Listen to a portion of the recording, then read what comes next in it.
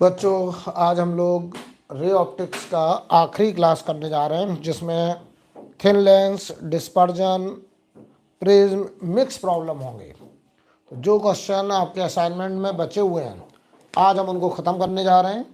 Question number 33 से देखिए। Question number 33 से देखेंगे। 33 नंबर से बेटा क्वेश्चन आपके सामने स्क्रीन पर है। क्वेश्चन नंबर 33 पढ़िए। Find maximum value of small R upon capital R so that a beam of light incident normally at face A of a U-shaped glass tube जिसका रिफ्रैक्टिव इंडेक्स 3/2 है। ये glass tube है, इसका refractive index 3/2 है और and emerges through the face B. Face B से बाहर निकलना है, यहाँ से लाइट को बाहर निकलना है। तो देखो, यहाँ से लाइट रे ऐसे जा रही है, ये हमारा ट्यूब है, ऐसे लाइट रे जा रही होंगी, ऐसे लाइट रे जा रही होंगी, ऐसे। हमको यहाँ से जाने वाली हर लाइट को यहाँ से बाहर निकालना है, यहाँ से लाइट फाइनली बाहर आनी है। अगर यहाँ से लाइट बाहर आनी है तो इसका मतलब क्या हुआ? इसका मतलब ये हुआ कि ये लाइट रे जो यहाँ टकरा रही है, तो जरा सोचो, ये वाली रे जो बाउंड्री को रगड़ के जा रही थी ऐसे, जो यहाँ पहुंची, बताओ ये हमारा स्फेरिकल पार्ट है, तो इनका एक कॉमन सेंटर होगा। यहाँ हम लोग नॉर्मल ड्रॉ करेंगे। ये दूरी बताइए कैपिटल आर है, ये capital R plus small R है, और ये एंगल मान लो हमारा थीटा है। चलो बताओ, अगर ये लाइट रे यहां से बाहर निकल जाती तो रिफ्रैक्शन हो जाता, सवाल गलत हो जाता। सवाल में क्या बोला गया है कि लाइट रे यहां से बाहर ना निकले। ये लाइट रे जो यहां पड़े, जो यहां पड़े, ये लाइट रे सारी की सारी रे यहां पर क्या करे? TIR, total internal reflection. अगर टोटल इंटरनल रिफ्लेक्शन करेगी तो ये लाइट रे इसी ट्यूब के अंदर TIR करते हुए वापस फेस बी से आएगी। तो हमारा सवाल पता केवल क्या बचा है कि हमको यहां पर हर रे का TIR कराना है। तो पता है, सबसे छोटा एंगल ऑफ इंसिडेंस जिस रे का होगा, अगर हम उसका TIR करा लें तो बाकी एंगल तो बड़े बड़े होंगे, उनका TIR अपने आप होगा। तो सबसे कम एंगल पे पड़ने वाली रे ये वाली रे है, यानी ये जो थीटा है, अगर ये थीटा IC हो जाए तो बताओ इस रे का अगर जस्ट TIR हो जाए, जस्ट TIR, तो ये वाली जो रे है इनका एंगल बड़ा बड़ा होगा। क्यों? क्योंकि यहाँ पे जब तुम नॉर्मल ड्रॉ करोगे तो ये एंगल और बड़ा आएगा।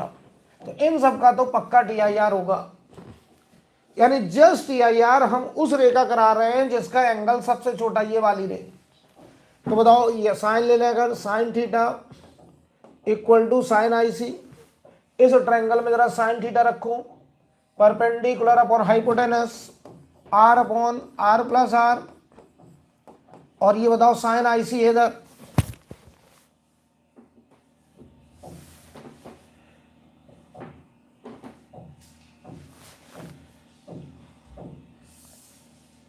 इधर साइन थीटा, ये साइन IC है, और साइन IC होता है n rarer upon n denser. तो बताओ R upon small r plus capital R, n rarer 1 है, n डेंसर 3/2 है, तो ये बताओ 2/3 हो गया। Cross multiply 3 capital R 2 small r 2 capital R, तो R बराबर हो गया 2 स्मॉल r। तो यहां से small r upon capital R, ये देखो बेटा 1/2 आ गया। ये आंसर है 33 का आंसर हमारा 1/2। चलिए आगे बढ़ते हैं।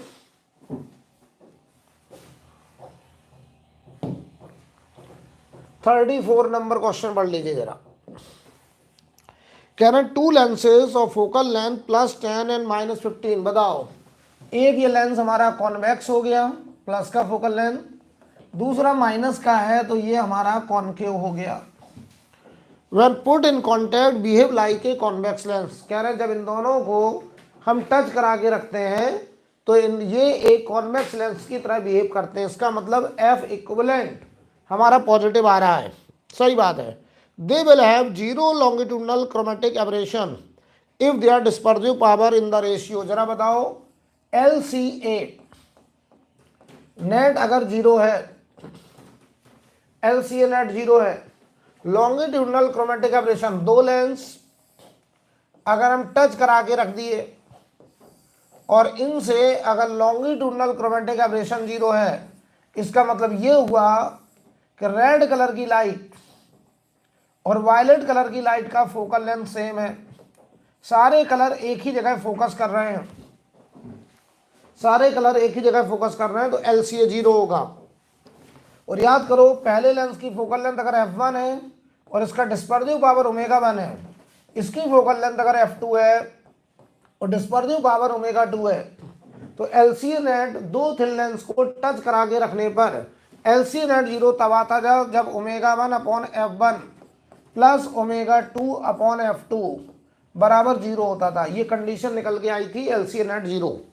तो चलो भाई बताओ ω1/f1 10, ω2/f2 देखो -15 बराबर जीरो, तो ω1/10 बराबर ω2/15, 5 से काट दीजिए।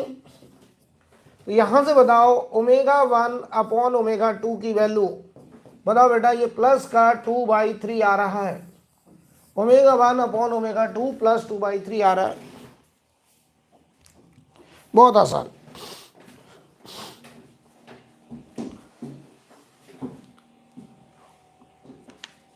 ये कंडीशन है LCA नेट जीरो का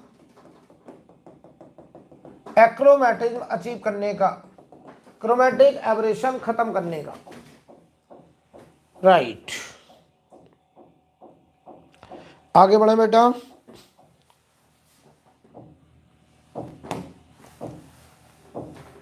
$35 नंबर देखिए। सवाल में कह रहे हैं the dispersive power of the material of the two lenses are in ratio 4:3, ω1/ω2 4/3 है बेटा। इन द एक्रोमेटिक कॉम्बिनेशन, ध्यान दीजिए एक्रोमेटिक कॉम्बिनेशन बोल दिया उन्होंने।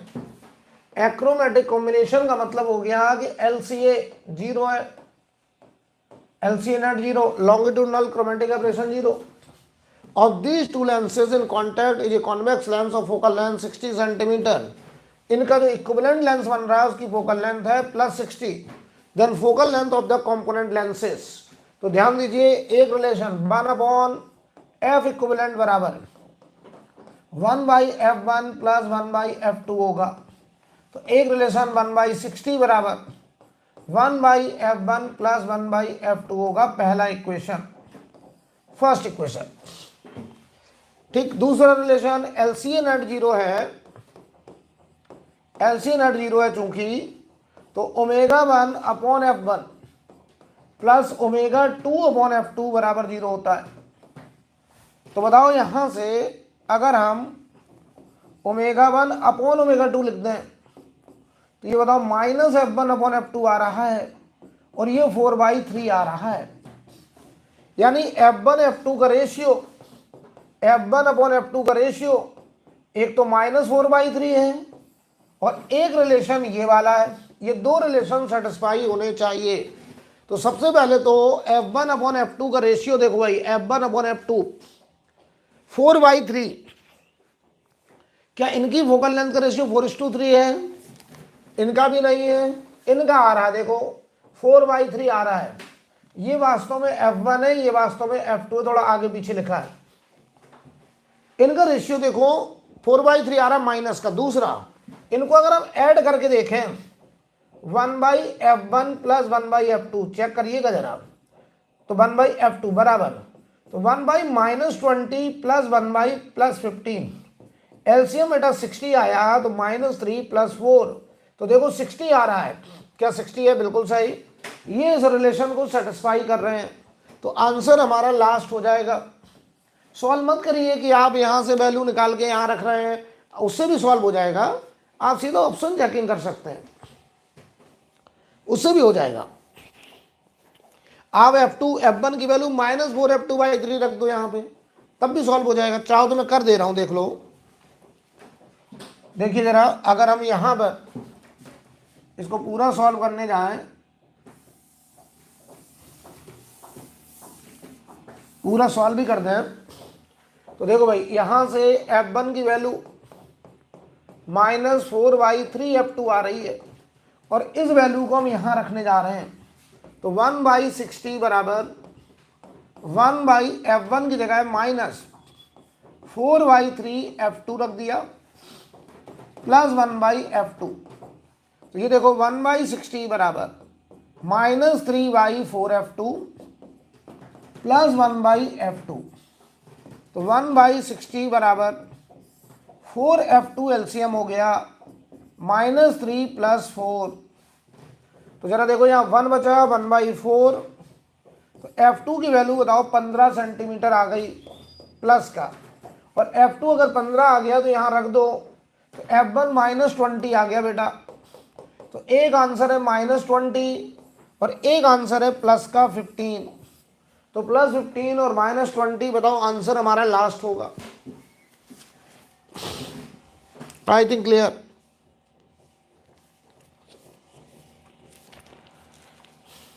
ठीक है, चलिए आगे बढ़ते हैं। हमने पूरा सॉल्व भी कर दिया। बाकी कई बार ऑप्शन को देख के ही समझ में आ जाता है कि कौन सा आंसर है, सॉल्व करने की जरूरत नहीं होती है। 36 नंबर देखो बेटा, कह रहा था dispersive power of crown and flint glass. बताओ, क्राउन ग्लास का डिस्पर्सिव पावर है 0.02, फ्लिंट ग्लास का डिस्पर्सिव पावर है 0.04। An achromatic lens of focal length 20 centimeter is made by keeping two lenses, one of crown glass and other of flint glass। बताओ, एक achromatic lens बनाया गया जिसका F equivalent है 20 centimetre.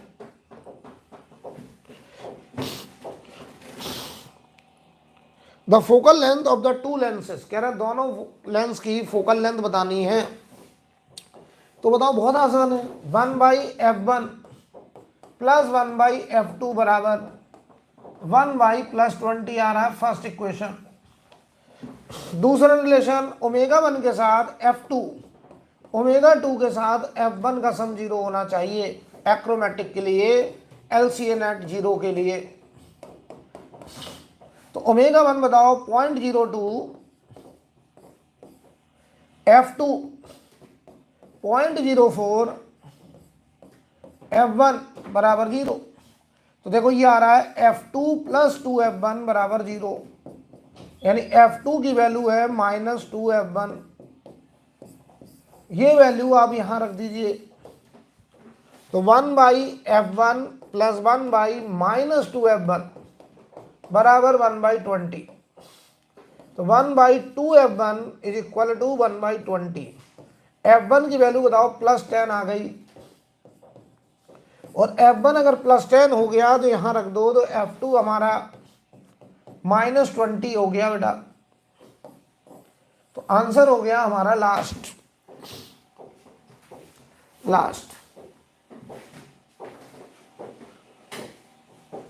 Right.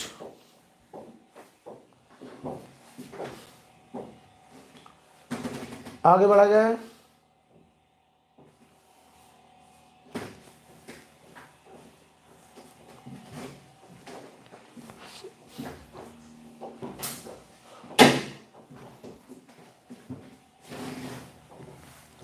Thirty 37 number देखिए,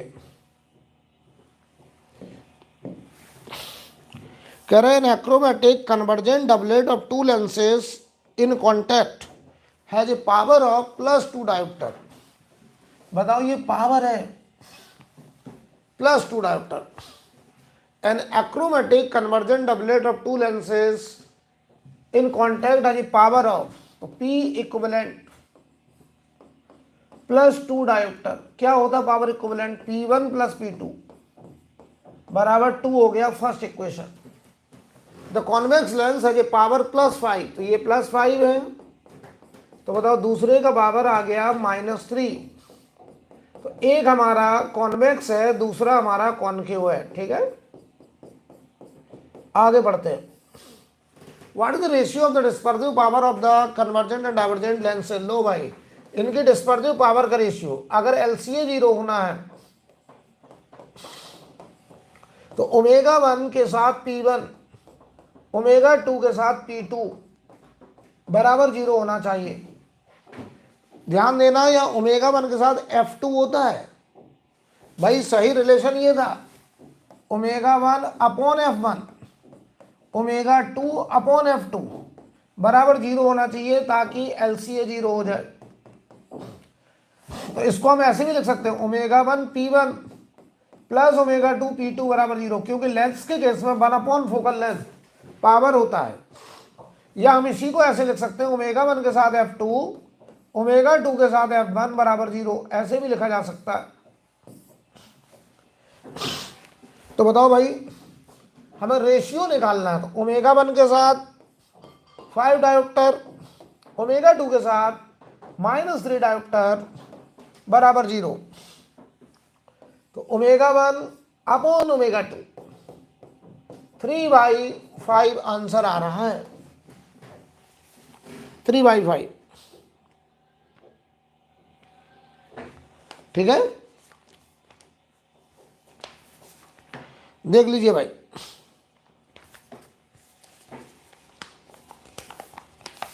कोई problem?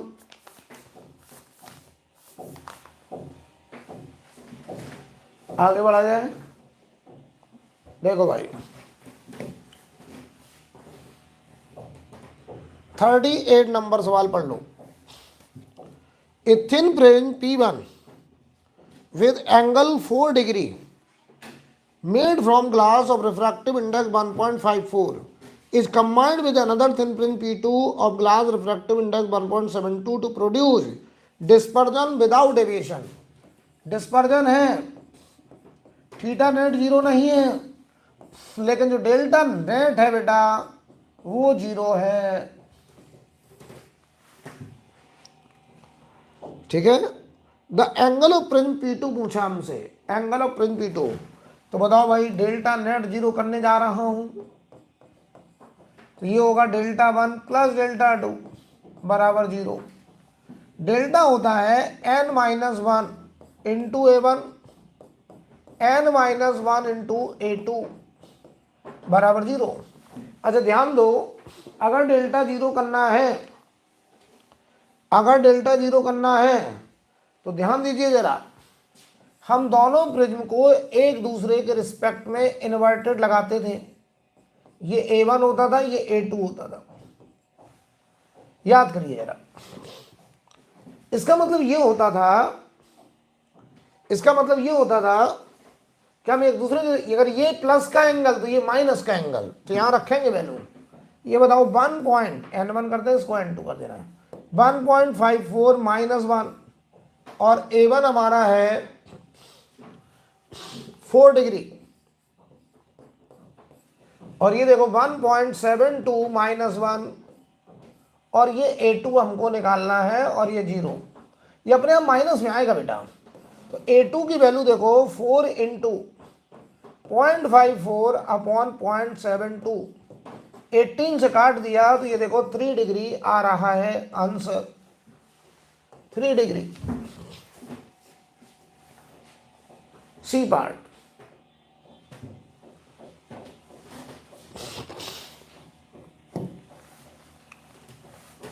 आगे देखिए 39 नंबर।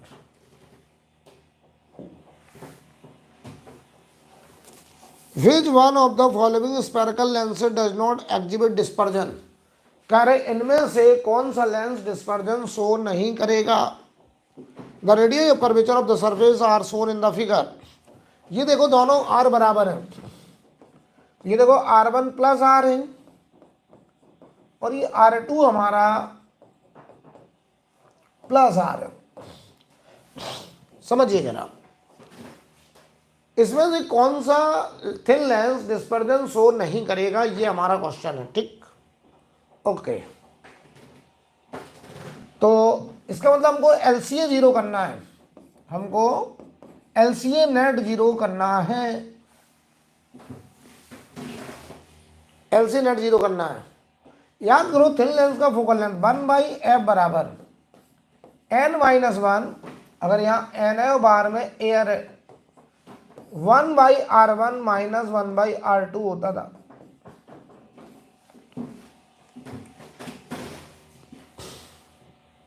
बोलो भाई, कोई प्रॉब्लम? अब आओ, अगर हम इसको डिफरेंशिएट कर दें with respect to refractive index n, differentiate करते हैं with respect to refractive index n, ये देखो -1/f² df अपॉन dn आएगा, और यहां बचेगा 1/r1, r1 की जगह देखो ये सॉरी ये प्लस r है, दोनों प्लस r और ये भी प्लस r, चेक करो। तो यहां से देखो -df, इसी को हम लोग LCA बोलते थे, -df को। तो ये बताओ हमारा आ रहा है, ये नंबर देखो पूरा 0 हो रहा है, तो ये 0 आ रहा है, यानी LCA 0 कर रहा हमारा थर्ड LCA 0 कर रहा है। हमें DF 0 करना, -df को LCA बोलते हैं। अच्छा, या तुम इसी को ऐसे भी समझ सकते हो, इसी क्वेश्चन को आप दूसरे तरीके से भी फील कर सकते हैं।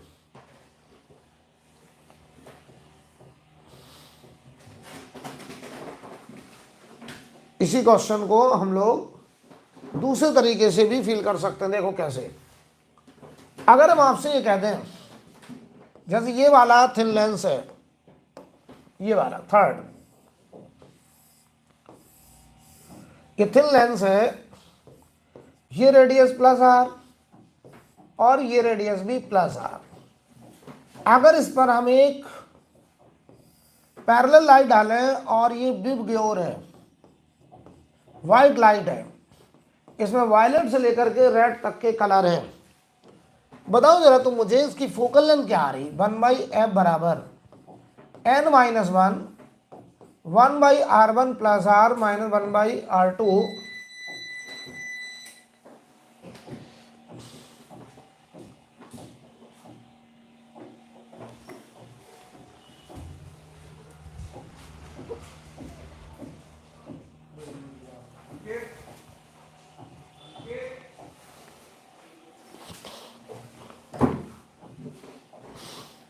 बेटा कुछ प्रॉब्लम हो गई है तो 2 मिनट रुकेंगे, उसके बाद स्टार्ट करते हैं।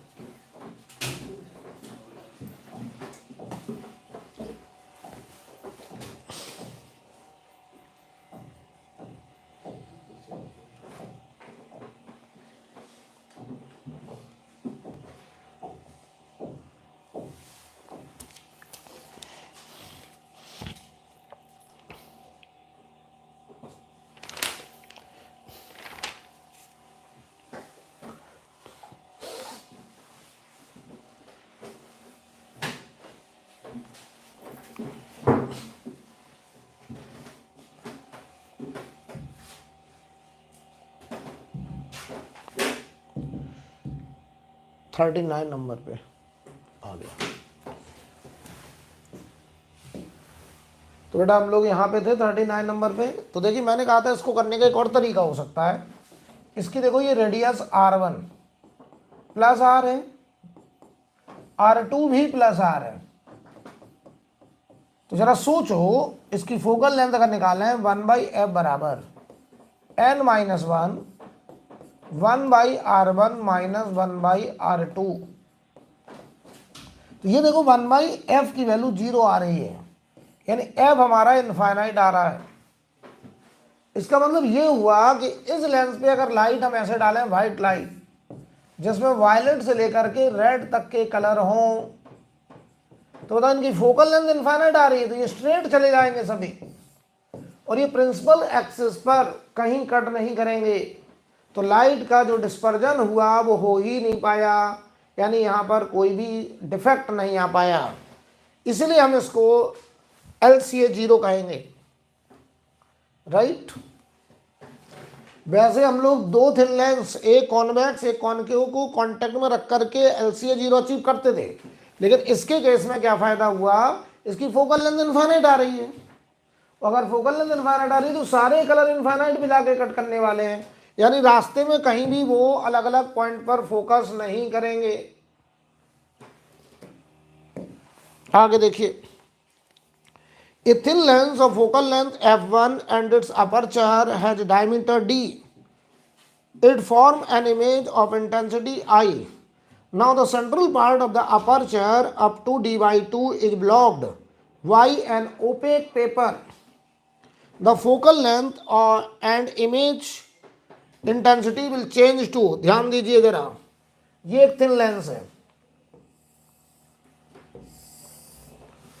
इसकी फोकल लेंथ f1 है और इसका अपर्चर डायमीटर d है। ये देखो अपर्चर डायमीटर, ये d है, यहां से लेके यहां तक ये पूरा d कहा गया है, यानी ऊपर d बाई 2 नीचे d बाई 2, ये अपर्चर डायमीटर। यहां पे कोई ऑब्जेक्ट रखा है मान लो, ठीक है, सॉरी ऑब्जेक्ट की जरूरत ही नहीं है, जो इमेज बन रहा है उसकी इंटेंसिटी आई है, ध्यान दो। तो यहां से जो लाइट रेज आ रही होंगी इधर इधर, यहां पड़ रही होंगी एकदम एक्सट्रीम तक, यहां ऐसे, यहां पूरे अपर्चर एरिया से रिफ्रैक्शन हो रहा होगा, और ये लाइट रे रिफ्रैक्शन के बाद सारी की सारी रे इमेज की जगह पे कट कर रही होंगी ऐसे ऐसे, यहां जाके बन रही होगी इमेज, और उसकी इंटेंसिटी आई है, इसकी इंटेंसिटी आई है। अब आगे बढ़ते हैं, हमने सेंटर से डी बाई 2 डायमीटर तक ब्लॉक कर दिया, ध्यान देना। अब हमने क्या किया, ये थिन लेंस था, हमने यहां से डी बाई 2 तक, ये डी बाई 2, ये डी बाई 4 हो गया, इधर डी बाई 4, डायमीटर का 1/4, इतना पार्ट हमने ब्लैक कर दिया या ओपेक पेपर से ढक दिया। ऑब्जेक्ट वही रखा है, बताओ ये जो रेडियस थी R1 R2, बताओ ये बदली की वही है, रेडियस तो वही है, और अगर रेडियस वही है तो थिन लेंस की फोकल लेंथ 1/f बराबर n-1 1/r1 - 1/r2, बताओ बदला की वही है, तो आपका जवाब है वही है। तो फोकल लेंथ तो वही होगी, तो ये और ये तो नहीं हो सकते, फोकल लेंथ तो वही होगी।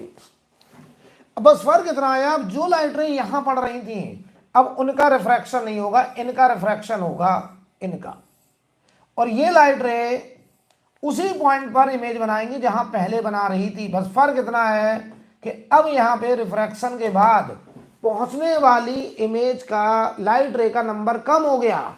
तो बताओ पहले बहुत सारी रे यहां कट कर रही थी, अब इतने एरिया से, ये जो एरिया है इतना, इस अपर्चर एरिया से बताओ रिफ्रैक्शन अलाउड नहीं है, क्योंकि तुमने यहां ओपेक पेपर लगाया है। ओपेक पेपर का मतलब होता है जो रिफ्रैक्शन को अलाउ ना करे। तो जरा बताओ, यहां से तो रिफ्रैक्शन हो रहा है, यहां रे पहुंच रही है, लेकिन इतने एरिया से रिफ्रैक्शन नहीं हुआ, तो इंटेंसिटी पहले से कुछ कम हो गई। अगर पहले इंटेंसिटी I0 थी, अब इंटेंसिटी देखो कितनी होगी, तो मैं निकालने जा रहा हूं, ध्यान दीजिए। अब ऐसे समझिए,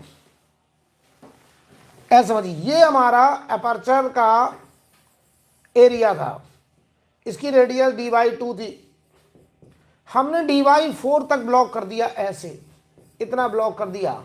अब इतने एरिया से केवल रिफ्रैक्शन हो रहा है। बताओ टोटल एरिया कितना था, टोटल एरिया था πr²। अब एरिया जो बचा है, तुमने आधी रेडियस ब्लॉक कर दी है, तो बताओ एरिया का जो ब्लॉक्ड एरिया, ये ब्लॉक है, तो ब्लॉक एरिया हुआ टोटल का 1/4। तो वो एरिया जिसके थ्रू रिफ्रैक्शन होने जा रहा है, area through which refraction takes place, बताओ पूरे एरिया में से 1/4 हटा दो, तो 3/4 एरिया अभी भी ऐसा है जो रिफ्रैक्शन अलाउ कर रहा है। तो हम आपको बता दें, intensity of image, intensity of image is directly proportional to area through which refraction takes place. Area through which refraction takes place, वो अपर्चर एरिया जिसके थ्रू रिफ्रैक्शन होने जा रहा है उसके डायरेक्टली प्रोपोर्शनल है। तो बताओ, पहले पूरे एरिया से रिफ्रैक्शन हो रहा था, अब तुमने 1/4 एरिया ब्लॉक कर दिया है, हाफ रेडियस सेंटर से ब्लॉक कर दी है, तो 3/4 एरिया से रिफ्रैक्शन हो रहा है। तो यहां जो नई इंटेंसिटी होगी वो 3/4 ऑफ I0 होगी। अगर पहले इंटेंसिटी I0 थी तो अब 3/4 I0 बचेगी, 1/4 इंटेंसिटी खत्म हो जाएगी। तो हमारा आंसर लास्ट हो जाएगा। बढ़िया सवाल, गुड क्वेश्चन। तो ये ध्यान रखिए कि इमेज की जो इंटेंसिटी है वो इस बात से डिसाइड होती है कि कितनी नंबर ऑफ लाइट रे रिफ्रैक्शन के बाद कट कर रही हैं, और वो इस बात से डिसाइड होगा कि अपर्चर एरिया कितना है जिसके थ्रू रिफ्रैक्शन हो रहा है।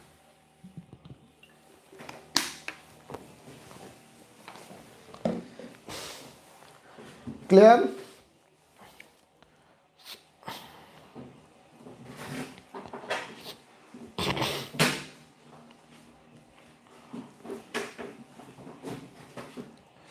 आगे बढ़ा जाए, चलिए 41 नंबर क्वेश्चन देखो बेटा। कह रहे हैं biconvex lens is formed with two thin plano convex lens as shown in the figure. Refractive index of the first lens is 1.5 and that of second lens is 1.2. Both the curved surface are of the same radius of curvature 14. For this biconvex lens for an object distance of 40 centimetre image distance पूछा है। तो ध्यान दीजिए, यहां पे कोई पहले एक काम करते हैं, हम इस लेंस की पहले फोकल लेंथ निकालेंगे, फिर हम लोग इमेज की पोजीशन निकाल लेंगे। क्वेश्चन देखो क्या है, ये एक प्लेनो कॉन्वेक्स लेंस था, इसके अंदर का मटेरियल 1.5 था। हमने इससे सटा करके ऐसे कलर बदल देते हैं, ऐसे सटा करके एक दूसरा हमने प्लेनो कॉन्वेक्स लेंस लगा दिया जिसका रिफ्रैक्टिव इंडेक्स 1.2 है। ये रेडियस हमारी 14 सेंटीमीटर है और ये वाली रेडियस हमारी 14 सेंटीमीटर है। ठीक है, अब समझो, यहां से अगर हम पैरेलल लाइट डालें तो पहले तो मैं फोकल लेंथ निकालने जा रहा हूं बेटा। तो याद करो जरा, क्या हमने थिन लेंस की फोकल लेंथ का रिलेशन आपको पढ़ाया था? आखिरी मीडियम एयर है, यही कर दे रहे हैं 1/, फोकल लेंथ मीडियम क्रॉस करते थे 1.5 - 1/r प्लस का 14, इधर देखो प्लस 1.2 - 1.5/r, ये प्लेन बाउंड्री है इनफाइनाइट, प्लस 1 - 1.2/r माइनस का 14। तो यहां से जरा गौर से देखो, 1/f बराबर, ये तो 0 हो गया बेटा, ये 0.5 बचा, तो 1/28। देख लो, इधर आ जाओ, माइनस माइनस खत्म हो रहा, 0.2 का मतलब 1/5, तो प्लस का 1/70 आ गया बेटा। देख लो यार एक बार सही से, 2/5 आ रहा है,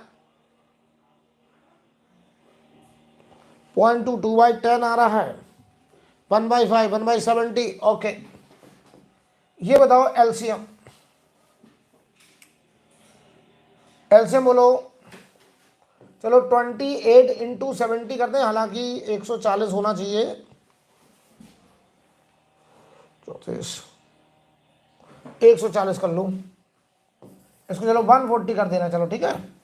तो ये 5 आ रहा है, 5 + 2, तो फोकल लेंथ देख लो बेटा 140/7, 20 सेंटीमीटर आ गया।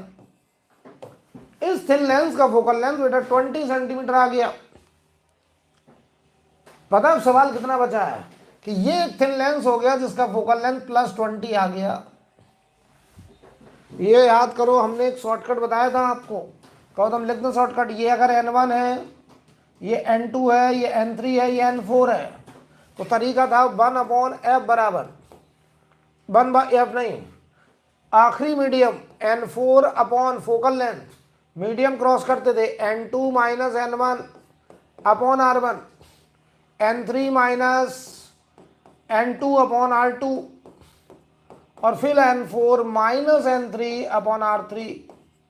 ये हमने एक शॉर्टकट बताया था कोई भी थिन लेंस की फोकल लेंथ को निकालने का, आपने लेक्चर पढ़े होंगे, उसमें मिला होगा। तो देखो भाई फोकल लेंथ 20 आ गई। अब सवाल देखो इतना बचा है कि इसकी जो फोकल लेंथ है, अब क्वेश्चन देखो इतना बचा है, इसकी जो फोकल लेंथ आई है बताओ वो 20 सेंटीमीटर आई है, और एक ऑब्जेक्ट को तुमने यहां से 40 सेंटीमीटर की दूरी पे रखा है। तो कह रहे हैं बताओ इमेज कहां बनेगी। तो लेंस फॉर्मूला 1/f बराबर 1/b माइनस 1/u लगा सकते हो, ये साइन कन्वेंशन रहेगा। इंसिडेंट रे की डायरेक्शन पॉजिटिव, तो 1/f हुआ +20, 1/v निकालना है, u हुआ -40। तो बताओ 1/20 सॉरी ये माइनस का हो जाएगा, तो यहां पर जरा तो 1/20 और ये बताओ माइनस का 1/40 और ये बताओ 1/v। एलसीएम देखो 40 आ रहा है, 2 - 1 और ये 1/v। तो v की वैल्यू आप देख रहे हैं प्लस का 40 आ गया, आंसर +40। बोलो भाई,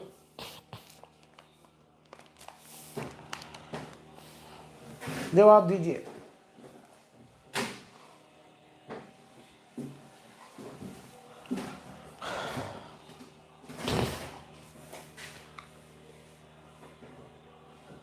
क्लियर है, आगे बढ़ रहे हैं। 42 नंबर क्वेश्चन पढ़ लो जरा। Can a plano-convex lens, when silvered on the plane side, behaves like a concave mirror of focal length 30 centimeter. However, when silvered on the convex side, it behaves like a concave mirror of focal length 10 centimeter.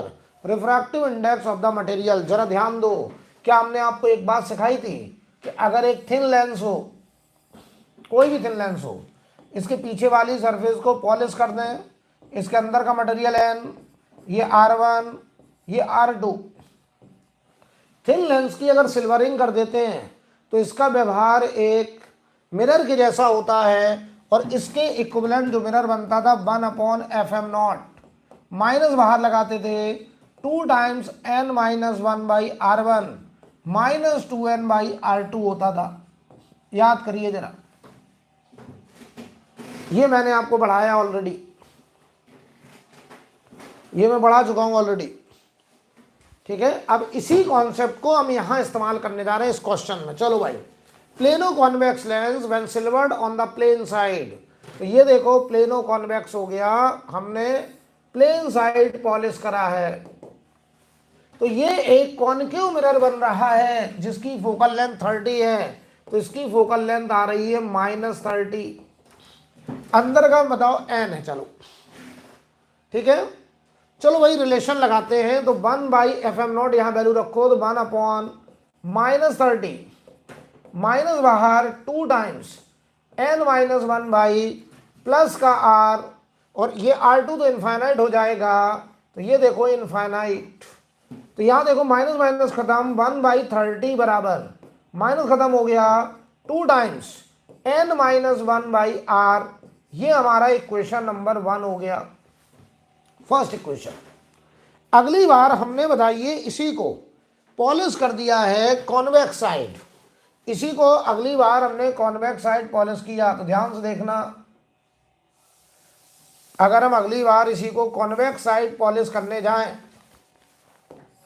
तो देखो भाई अगली बार ये plane है और ये convex है, अब हमने यहां पॉलिश कर दिया, तो इसके इक्विवेलेंट जो मिरर बन रहा है वो भी कॉनकेव है, ध्यान दीजिए कॉनकेव अभी भी है, फोकल लेंथ 10 सेंटीमीटर, तो इसका जो fm0 आ रहा है वो -10 आ रहा है बेटा, तो 1/fm0 यहां रख रहा हूं -10, माइनस बाहर 2 टाइम्स n - 1 अपॉन r1 हो गया देखो इनफाइनाइट, -2n/r2 हो गया माइनस का r, तो देखो माइनस से माइनस खत्म, 1/10 बराबर 2n/r हो गया सेकंड इक्वेशन।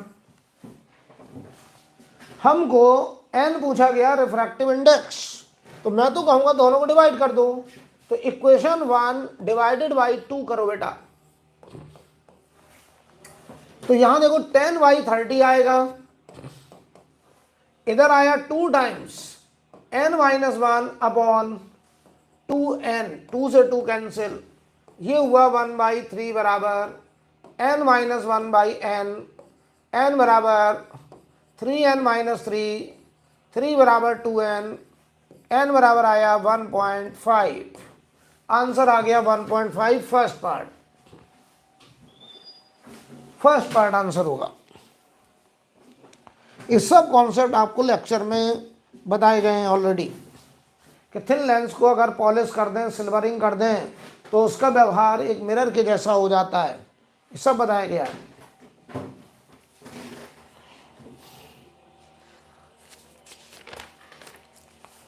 ठीक है,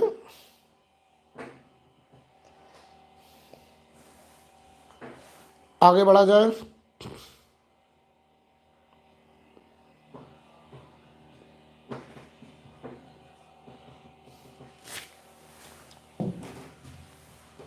आगे देखो बेटा, सवाल में हमसे कहा जा रहा है कि the XY plane separate two media A and B of refractive index 1.5 and 2. A ray of light travel from A to B. Its direction in the two media are given by unit vector इतने इतने।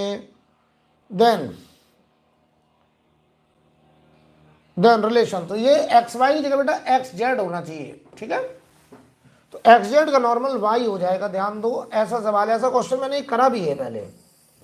ये बताओ XZ हो गया, एक unit vector, यहां का जो म्यू है वो 1.5 है, और यहां का जो म्यू है बताओ वो 2 है।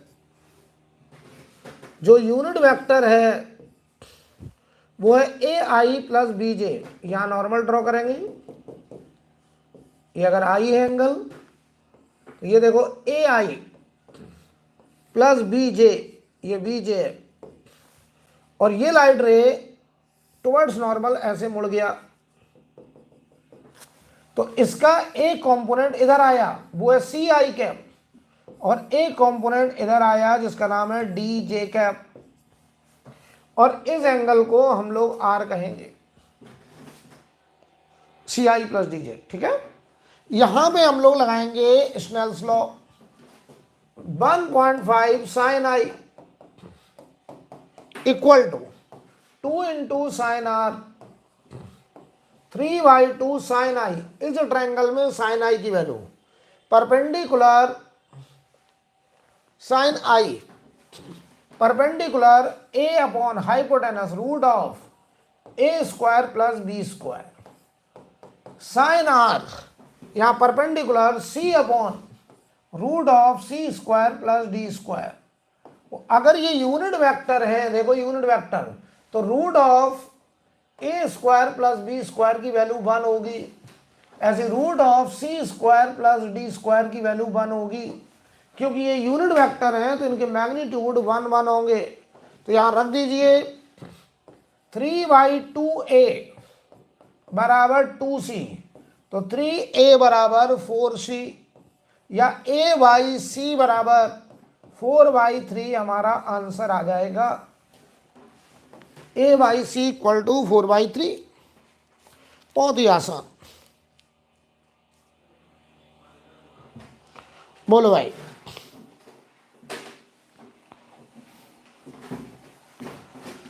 कोई डाउट? आगे बढ़ा जाए। अब देखिए 44 नंबर बहुत आसान है। हम कह रहे हैं upper part of A prism is cut, the रे diagram of A ray incident at first refracting surface is shown in the figure, minimum deviation can be. ध्यान दो, अगर हम इसको आगे बढ़ाएं तो ये प्रिज्म एंगल, तो ये तीनों का सम 180 होना चाहिए, 7 3 10 6 5 120, तो ये 60 डिग्री 60 डिग्री। तो बताओ जरा तुम मुझे डेल्टा मिनिमम डेविएशन पूछा है। तो यहां पे आएगा आई प्लस ई माइनस ए, और आई और ई बराबर होते हैं, आई और ई बराबर होते हैं मिनिमम डेविएशन के केस में, राइट। ये सबसे कम डेविएशन होगा। लेकिन इस केस में जो डेल्टा दिख रहा है, ये बताओ आई और ई बराबर नहीं है, तो यहां जो डेल्टा आ रहा है ये डेल्टा, ये थोड़ा बड़ा है, और ये होगा आई प्लस ई माइनस ए। तो देखो 36 प्लस 32 माइनस 60, ये आ रहा है 8 डिग्री। तो बताओ डेल्टा अगर 8 डिग्री आ रहा है और ये डेल्टा मिनिमम तो नहीं है, तो मिनिमम डेविएशन तो इस 8 डिग्री से कम ही होगा, क्योंकि ये मिनिमम है और ये वाला डेविएशन मिनिमम नहीं है, तो इससे कम होगा हमारा मिनिमम डेविएशन। तो आंसर हो जाएगा लेस देन 8 डिग्री, 8 डिग्री से कम, क्योंकि जो डेविएशन फोटो में दिख रहा है वो 8 डिग्री आ रहा है, जबकि मिनिमम डेविएशन तो सबसे कम होता है। तो मिनिमम डेविएशन इस वाले डेविएशन 8 डिग्री से कम होना चाहिए। बहुत ही बेसिक क्वेश्चन था, बहुत basic. 45. The power of a lens having refractive index 1.25 is plus 3 diopter. When placed in a liquid, its power is minus 2 diopter. Then refractive index of the liquid is, ध्यान दीजिए, ये एक thin lens है,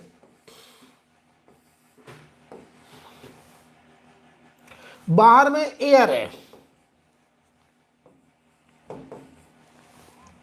इसका refractive index 1.25 दिया है, तो power 1/f को ही तो पावर कहते हैं। ये है देखो n-1 1/r1 माइनस 1/r2, ठीक है। तो ये पावर बताओ प्लस का 3 दे रहे हैं, n की वैल्यू 1.25 माइनस 1 हो गया, और ये 1/r1 माइनस 1/r2 हो गया। ये इक्वेशन नंबर 1 हो गया। जब हमने इसी लेंस को किसी लिक्विड में डुबो दिया, तो यहां देखो n0, इधर n0, और ये हमारा n। अब इसका फोकल लेंथ का रिजल्ट याद करो, 1/f बराबर n/n0 माइनस 1 और 1/r1 माइनस 1/r2 होता था। अब बताओ पावर आ रहा है -2 बराबर n/n0, n की वैल्यू 1.25 अपॉन n0 माइनस 1, और ये बताओ 1/r1 माइनस 1/r2। ये हमारा सेकंड रिलेशन, ये बेटा 1.25 लिखा है, दोनों को डिवाइड करो तो यहाँ 3 -2 बराबर, इधर है बचा 0.25, इधर नीचे बच रहा है 1.25 माइनस n0, और एक n0 ऊपर चला गया। क्रॉस मल्टीप्लाई कर दीजिए, क्रॉस मल्टीप्लाई करिए जरा यहाँ पर, तो ये कितना हुआ 3.75 माइनस 3n0 बराबर माइनस 0.5 n0। देख लो बेटा, तो 3.75 बराबर ये इधर गया 2.5 n0, n0 की वैल्यू आ रही है 3.75 अपॉन 2.5। तो जरा चेक करो, ये आ रहा है 1.5, आंसर हमारा थर्ड आंसर आ गया। एकदम आसान सवाल। आगे बढ़े, 46 नंबर देखो। कह रहे two identical thin plano convex lens of refractive index n are silvered, one on the plane side other और convex side, ratio of their focal length. ध्यान दीजिए, एक को प्लेन साइड सिल्वरिंग करी है, तो इसकी बताओ जो फोकल लेंथ होगी, तो 1/f1 माइनस बाहर 2 टाइम्स n-1/r1 प्लस का, और ये बताओ -2n/r2 हमारा इनफाइनाइट है, तो 1/f1 की value minus times 2 times n minus 1/r1 आ गया। ये r1 को r लिख देना। चलो ये रेडियस r हो गई। ये हो गया इक्वेशन नंबर 1। अगली बार हमने इसको ऐसे रखा और कॉन्वेक्स साइड पॉलिश किया, तो 1/f2 बराबर माइनस बाहर 2n माइनस 1/r1 हो गया इनफाइनाइट, 2n/r2 हो गया माइनस r। यही वाली रेडियस अब यहां चली गई तो माइनस का लिखा जाएगा। तो 1/f2 बराबर माइनस टाइम्स 2n/r आ रहा है, सेकेंड इक्वेशन। ये ध्यान देना, हमको f1/f2 चाहिए। तो f1/f2 तब आएगा जब इक्वेशन 2 डिवाइडेड बाई 1 होगा। तो यहाँ 2n अपॉन इधर 2n-1 आंसर होगा n/n-1 फर्स्ट पार्ट। हमको f1/f2 निकालना बेटा।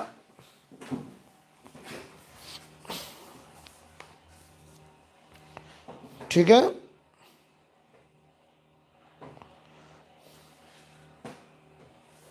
आगे बढ़ा जाए।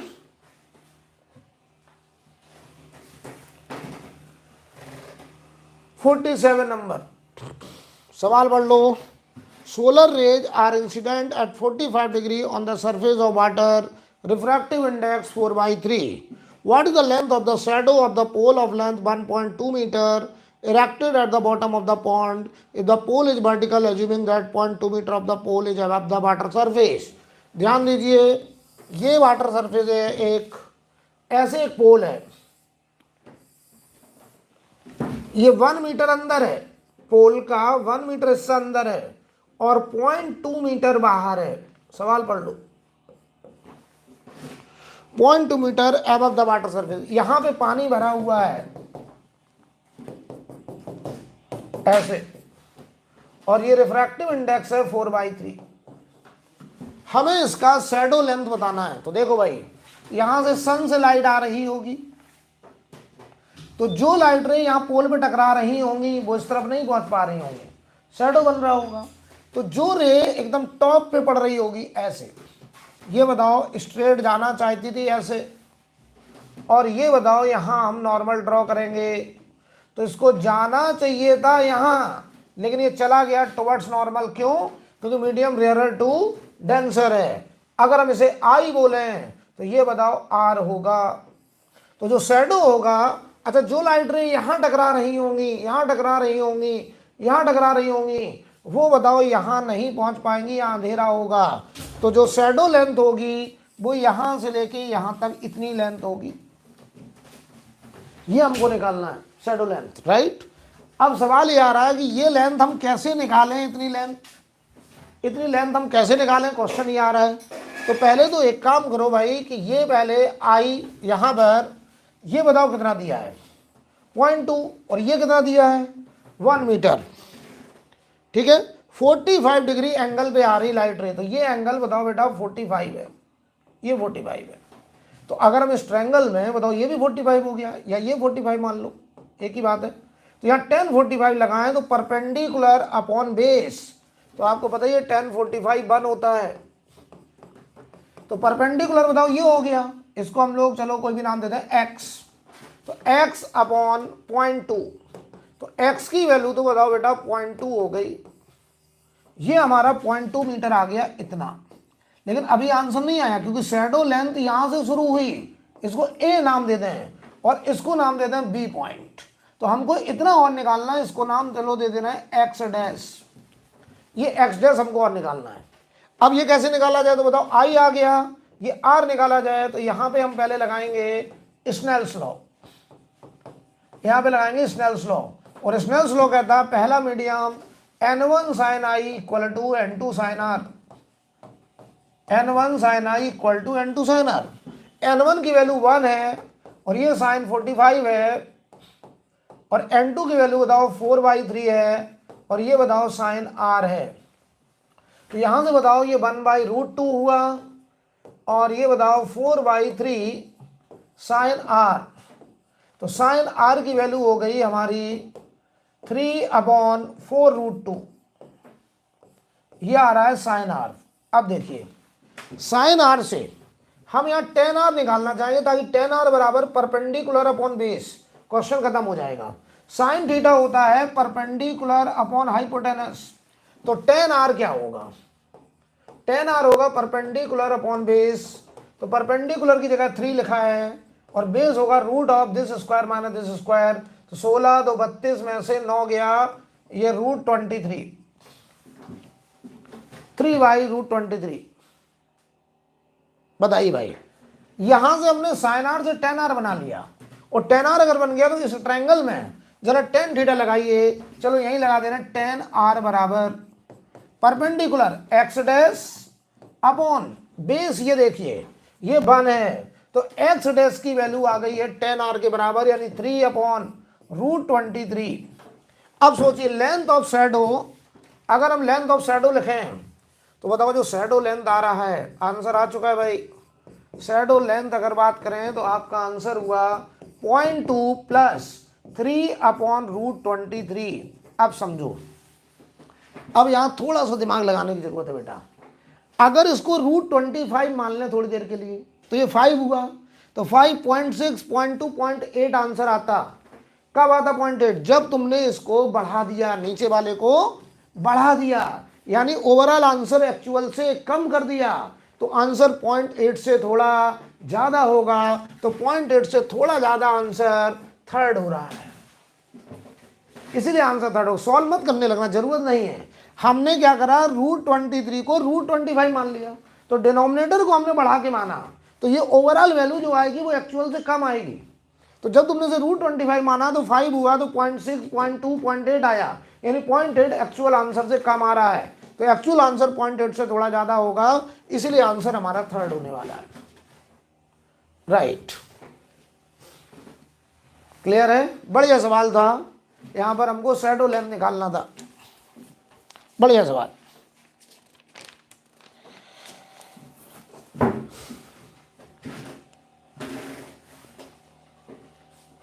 चलिए आगे बढ़ते हैं, 2 क्वेश्चन और बचे हैं, तो 48 और 49।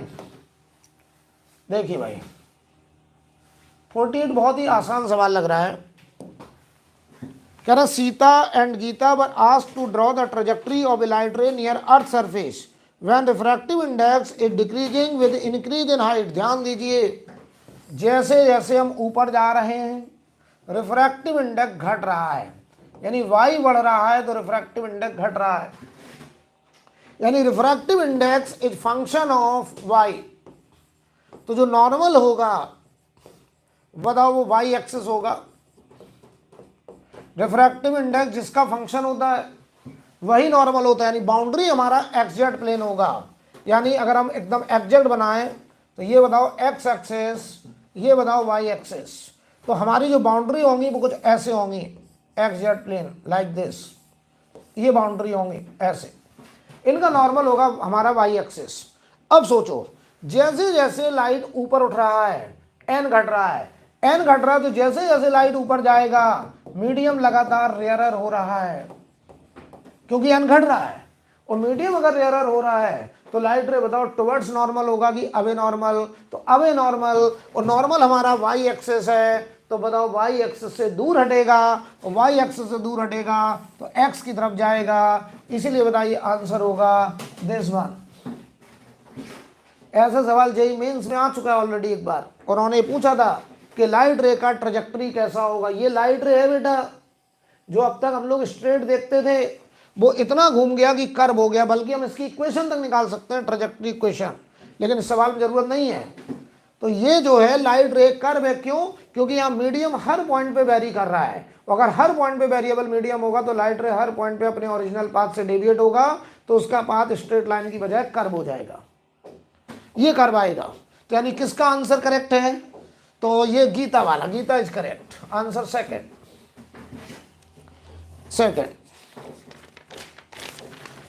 अब आ रहा है आज की क्लास का आखिरी सवाल। A 2 centimeter diameter coin rests flat on the bottom of a bowl in which the water is 20 centimeter deep. If the coin is viewed directly from the above, what is the apparent diameter? ध्यान दीजिए, हमने आपको concept of apparent position पढ़ाया था। ये मान लो कोई liquid भरा है और बाहर में मान लो एयर है और यहां पे कोई कॉइन रखा हुआ है, इस कॉइन की रेडियस आर है। तो याद करो जरा, ये कॉइन हमको कहां दिखता था, हम यहां से अगर देखते थे अपरेंट पोजीशन से। ये बताओ ऑब्जर्वर जो है, ऑब्जर्वर का मीडियम बताओ, अगर ये एयर है जबकि ऑब्जेक्ट का मीडियम मान लो वाटर है, तो बताओ दोनों का मीडियम अलग अलग है। तो यहाँ कॉइन से जो लाइट रे जाती थी बताओ वो यहाँ से रिफ्रैक्शन के बाद आंख पे पहुंचती थी, तो ऑब्जर्वर की आंख पे जो पहुंचने वाली रे है वो डायरेक्ट ऑब्जेक्ट से आने वाली रे नहीं है, रिफ्रैक्शन के बाद वाली रे है। तो ये देखता था इमेज को। अगर ये अपना आईपीस इस बाउंड्री के जस्ट अंदर कर ले तो फिर ऑब्जेक्ट से जाने वाली रे सीधी आंख में चली जाएगी और ये डायरेक्ट ऑब्जेक्ट को देखेगा, एक्चुअल डिस्टेंस पे देखेगा। लेकिन अभी ये ऑब्जेक्ट को नहीं देख रहा, ये इमेज को देख रहा है, इसीलिए इसकी इमेज एक्चुअल से कुछ ऊपर बन रही है। उसी इमेज पोजीशन का नाम अपरेंट पोजीशन रखना है। और उसका याद करो, हमने एक शॉर्टकट दिया था, डी डैश बराबर, बताओ ऑब्जर्वर का मीडियम बाहर, ऑब्जर्वर से ऑब्जेक्ट तक गए, मान लो ये एक्स गए, एक्स अपॉन वाटर में गए तो एन डब्ल्यू, ऐसे करते थे, ये सब कई बार आ चुका है। मेन कॉन्सेप्ट यहां क्या है, ये जो रेडियस है ये बेटा इस एक्सिस के परपेंडिकुलर डायमेंशन है, तो इसमें जो मैग्निफिकेशन लगेगा वो ट्रांसवर्स, एम ट्रांसवर्स। और रिफ्रैक्शन के केस में, इन केस ऑफ रिफ्रैक्शन,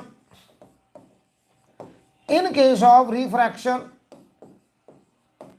जो एमटी होता है वो होता है N I upon N R और वी अपॉन यू होता है, N I upon N R V by U. ये हम आपको पढ़ाए लेक्चर में। तो बताओ एन आई का मतलब इंसिडेंट रे का मीडियम एन डब्ल्यू है, एन आर बताओ रिफ्रैक्टेड रे का मीडियम एयर है, और वी बताओ इमेज पोजीशन, ये वी लिखा है। तो बताओ वी बाई यू, तो वी की जगह देखो एक्स अपॉन एन डब्ल्यू है और यू की जगह बताओ बेटा एक्स होगा। तो ये सब जब कटता है तो एम ट्रांसवर्स प्लेन बाउंड्री के लिए +1 आता है।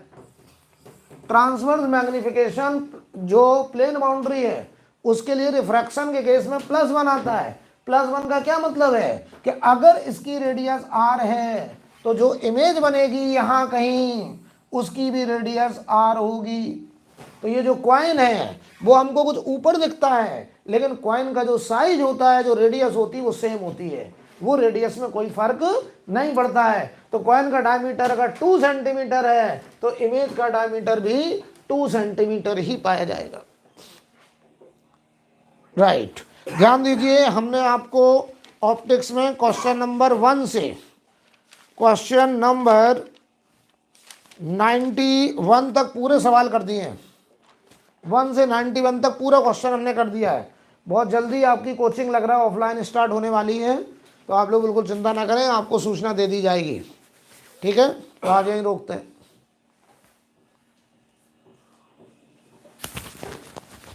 क्या हाल चाल सर?